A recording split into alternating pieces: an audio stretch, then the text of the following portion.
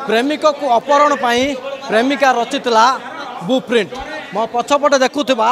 4 जन युवक को देखु ये होती से युवक जी प्रेमिक को अपहरण पाई प्रेमिका जो ब्लूप्रिंट प्रस्तुत करथिला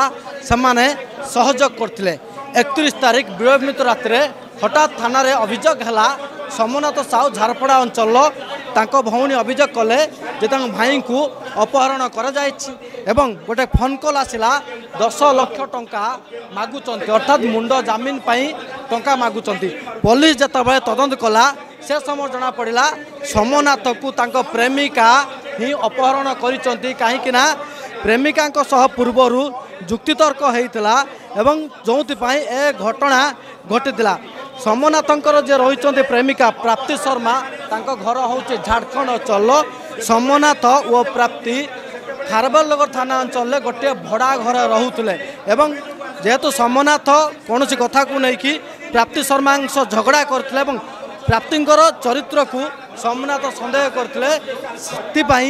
रास्तार हटेवा प्रेमिका पूरा प्लान करथिला एवं सहयोगी आकाश को प्रथमे कॉल करथिला एवं आकाश आउ 3 जन युवक को आनी पूरा घटनार ब्लूप्रिंट प्रस्तुत करथिले अभियोग पर पुलिस स्पेशल स्क्वाड जटनी थाना एवं खारबलनगर थाना पुलिस एमान को ऊपर नजर रखिथिला जो नंबर कॉल आसीथिला टंका जे मागिथिला से नंबर को ट्रेस करागला पर जना पड़थिला खंडगिरी थाना अंचल गोटे होटेल से माने रही किंतु परे सोम हॉस्पिटल पाख ग्रीन इन होटेल समस्त को गिरफ्त कर जाइतला एवं गोटे घरे रखा जाइतला पाखापाखि 24 घंटा धरी सोमनाथ को मानसिक और शारीरिक निर्यातन देता प्रेमिका प्राप्ति शर्मा ये राजधानी भुवनेश्वर हेट लव स्टोरी करुण परिणति सामना को आसी ये प्रेमिका केवल चरित्र को सन्देह करथिला एवं सन्देह करिबा परे रास्तार हटेवा प्रेमिका तार 4 पुरुष बंधुक सह पूरा प्लान करथिला एवं 10 लाख टंकार मुंड जामिन रखी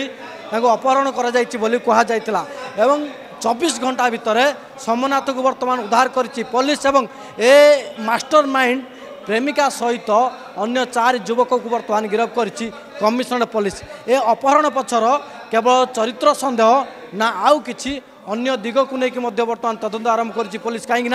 स्पेशल स्क्वाड जटनी थाना और खारबलनगर थाना पुलिस को नाकेदम कर कहीं गोटे पर गोटे जगह चेंज करते खारबलनगर थाना किछि बाट दूर राजरास्ता उपर अपहरण कले खंडगिरी थाना एरिया रे प्रथम गोटे होटेल रखले पुणी थे सोम हॉस्पिटल पाख दि ग्रीन इन होटेल को नहीं सेठारे मानसिक शारीरिक निर्यातन दिया किसी भिडियो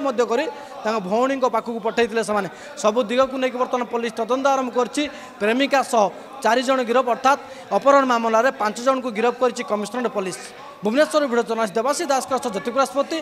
प्रतिदिन टीवी।